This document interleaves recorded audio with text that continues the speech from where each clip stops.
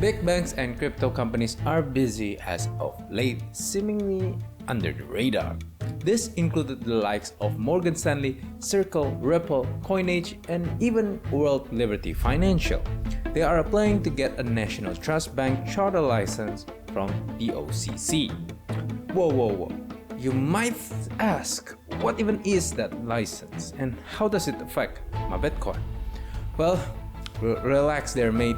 Here we will go through why this license matters, why is it being proposed now, and how it can lead to banks owning our private keys. Let's tackle the first question. What even is this license? Well, the National Trust Bank license is issued by the Office of the Controller of Currency, or the OCC. Really great name, by the way.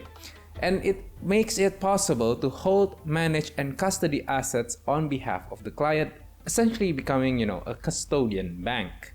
This is different from your normal banks, as this type of banks don't have savings and lending systems and won't be doing any of those stuff. Their job is to be just that, a custodian, a holder and manager of assets on behalf of someone else. So these companies are trying to be the next custodian of digital assets. With this license, companies and banks don't need to apply for a custodial license in every state, significantly lowering legal costs and also giving certainty for these companies. So imagine these state-level governments are like paid rides in an amusement park. Each ride has a certain price to the ride and requirements that are different from each other, like being a certain height to ride on a roller coaster, a certain weight to ride on a trapeze, etc. You, as the company, wanted to ride in every ride there is. So you would need to change yourself each time you play a different ride, which is a pain and expensive. Then the amusement park told you, hey, you want to enjoy our rides, right? How about I'll sell you a pass. It's cheaper than paying for each ride, and it gives you a pardon so that you can just use whatever ride you want without any requirements. But to buy it, you need to also complete our amusement park general requirements. So just one requirement task and that's it. That is basically what the national license means. This will make it possible for these companies to serve the entire US market without dealing with troublesome local rules that change every governor. Now, why is it a big deal now? Well, truth is, for years, fintech companies have utilized a loophole in the system. They don't have the license to operate at the national scale, and asking for licenses for each state is just too costly for them, especially as most of them are startups. So they go to a licensed bank and partner with them, where the bank grants the fintech company access to payment infrastructure and hold customers' funds, while the fintech pays for their service. This model is called sponsored bank model. Well, in the recent years, the federal government didn't like that and tightened the rule, making many banks had to exit the deal entirely from these fintech companies, and some of them are crypto. That is why these kinds of national licenses are now quite lucrative. For now, the 11 companies that had applied to get the license, all of them got the OCC's conditional approval, except for 2, Coinbase and World Liberty Finance, which is still in the application period. But it is expected that they will get it sometime soon. Now, that doesn't mean that they have an operational license. The only crypto-native company that reaches that is Anchorage Digital Bank, while every other firm is still in progress.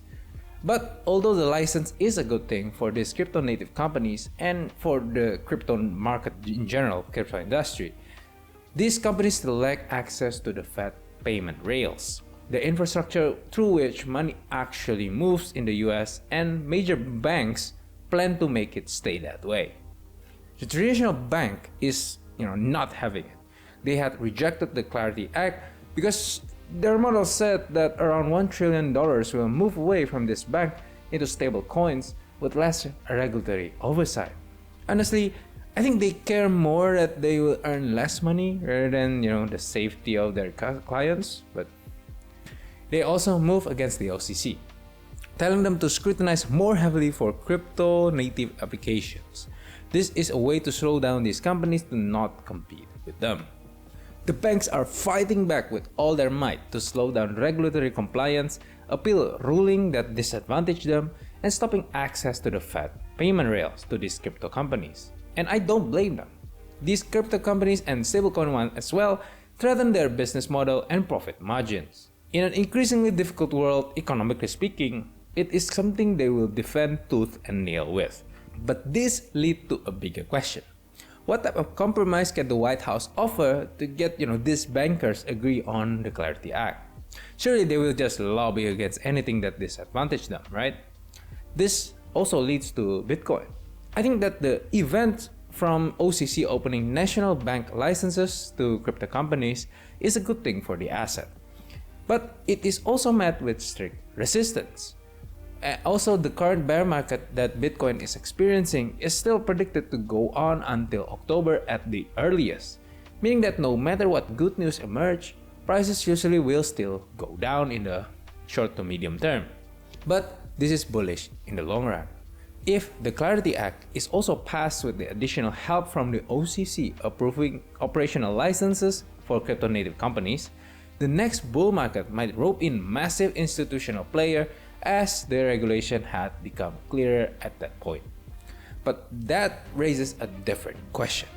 Wouldn't it destroy Bitcoin's original goal, as an alternative to current modern economic rails and banking system? What happens if the banks and institutions also hold massive amounts of BTC?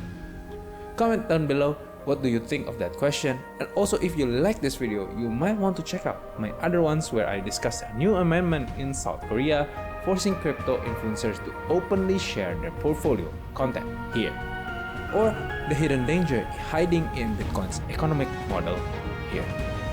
Stay safe guys, stay curious, and I'll see you in the next time.